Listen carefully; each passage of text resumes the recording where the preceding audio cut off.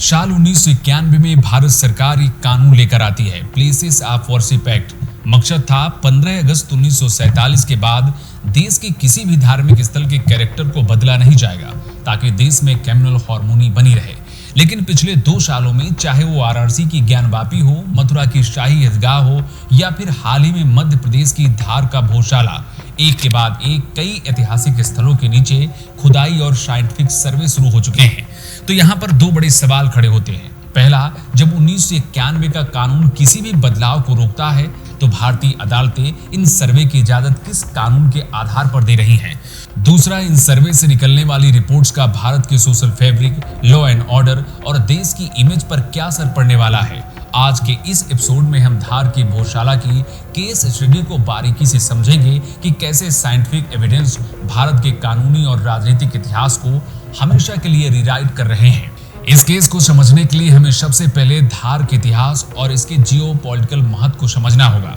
11वीं सदी में राजा भोज ने धार को मालवा की राजधानी बनाया। राजा भोज सिर्फ एक योद्धा नहीं थे बल्कि आर्किटेक्ट और स्कॉलर भी थे। उन्होंने 1034 एडी में भोजशाला का निर्माण करवाया।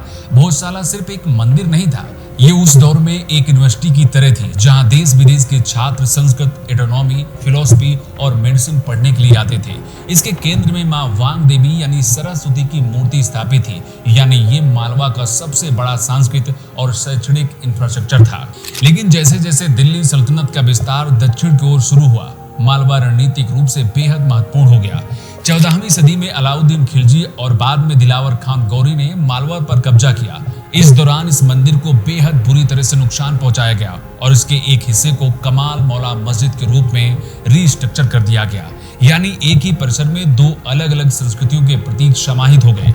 आजादी के बाद ये विवाद सरकार के लिए सिरदर्द बनता रहा। साल 1998 के आसपास ये मामला पहली बार अदालत पहुंचा, जिसके बाद वर्ष 2003 में आर्कियोलॉजिकल सर्वे ऑफ इंडिया ने एक बहुत ही प्रैक्टिकल लेकिन अस्थायी रास्ता निकाला। उन्होंने इस परिसर को दोनों समुदायों के बीच टाइम शेयरिंग बेसिस पर बांट दिया। मंगलवार को हिंदुओं की पूजा के लिए, शुक्रवार को मुस्लिमों की नमाज के लिए। पहली नजर में मैनेजमेंट का एक बेहतरीन उदाहरण लग सकता है, लेकिन गवर्नेंस के नजरिए से ये एक टाइम बम की तरह था। जब भी बसंत पंचमी शुक्रवार को आती तो दोनों पक्ष पूरे दिन के लिए यहाँ पर स्पेस की मांग करते, जिससे वहां के प्रशासन पर दबाव पड़ता और कई बार तो सरकार के लिए भी मुश्किल खड़ी हो जाती थी। 2003 की इस अस्थायी व्यवस्था को चुनौती देते हुए मई 2022 में हिंदू फ्रंट फॉर जस्टिस की तरफ से मध्य प्रदेश हाईकोर्ट के इंदौर बेंच में एक औपचारिक और मजबूत याचिका दायर की गई। इस याचिका में मांग की गई कि मुस्लिम पक्ष को वहां नमाज पढ़ने से रोका जाए, क्योंकि ये मूल रूप से एक हिंदू मंदिर है। अदालत में लगभग 1 साल 10 महीने की शुरुआती बहस के बाद मार्च 2024 में इंदौर की हाई कोर्ट ने एसआई वैज्ञानिक सर्वे का आदेश दिया। इसके बाद 22 मार्च 2024 से लेकर 27 जून 2024 तक, यानी लगातार 98 दिनों तक एसआई की टीम ने आधुनिक तकनीकों के द्वारा यहाँ की जांच की और जुलाई 2024 में एसआई ने अपनी विस्तृत रिपोर्ट कोर्ट को सौंपी। इसमें साफ कहा गया कि वर्तमान में मस्जिद के खंभे, आर्किटेक्चर दरअसल एक प्राचीन मंदिर के अवशेष हैं जिन्हें दोबारा इस्तेमाल किया गया है।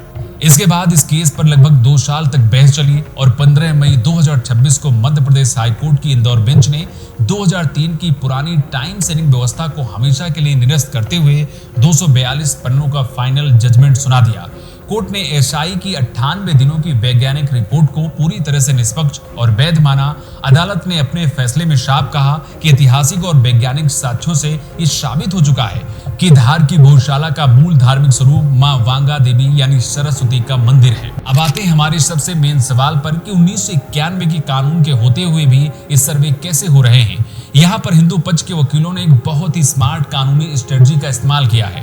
कानून कहता है कि आप धार्मिक स्थल का धार्मिक स्वरूप यानी कैरेक्टर नहीं बदल सकते हैं, लेकिन हिंदू पक्ष ने बड़े ही स्मार्ट तरीके से एक दलील दी कि 15 अगस्त 1947 को इस जगह का असली कैरेक्टर क्या था ये तो किसी को पता ही नहीं है, क्योंकि ये एक विवादित ढांचा है। इसलिए हम जगह को बदल नहीं रहे, हम सिर्फ अदालत से ये मांग कर रहे हैं कि वैज्ञानिक तकनीकों के जरिए पहले ये पता लगाया जाए कि इस इमारत का मूल धार्मिक स्वरूप क्या है।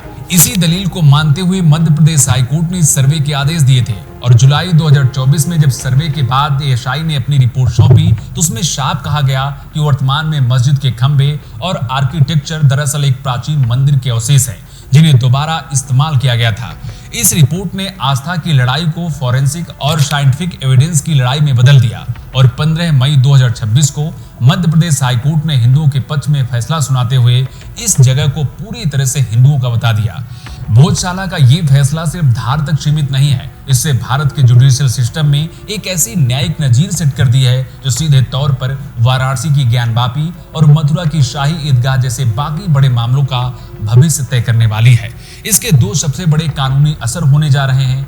पहला, वर्शिप एक्ट की ढाल अब बेअसर हो चुकी है। अभी तक मुस्लिम पक्ष हर बड़े मामले में प्लेसेस ऑफ वर्शिप एक्ट 1991 का हवाला देकर कहता था कि 1947 की स्थिति को बदला नहीं जा सकता है, लेकिन भोजशाला के इस फैसले ने साफ कर दिया है कि कानून आंख मूंद कर लागू नहीं होगा। अगर किसी इमारत का मूल धार्मिक स्वरूप विवादित है तो अदालतें साइंटिफिक सर्वे भी कराएंगी और सच सामने आने पर अधिकार भी बदलेंगी। अब ज्ञानवापी और मथुरा में मुस्लिम पक्ष इस कानून की आड़ लेकर एएसआई के निष्कर्षों को खारिज नहीं करवा पाएगा। ये देश के बाकी सैकड़ों विवादित ढांचों के लिए एक लीगल रूट खोल देता है। अगर आपको क्या लगता है, क्या इंदौर हाई कोर्ट का ये फैसला बाकी ऐतिहासिक विवादों को सुलझाने का एक सही क्लोजर मॉडल है? आप अपनी राय कमेंट बॉक्स में लिखकर हमें बता सकते हैं। नमस्कार।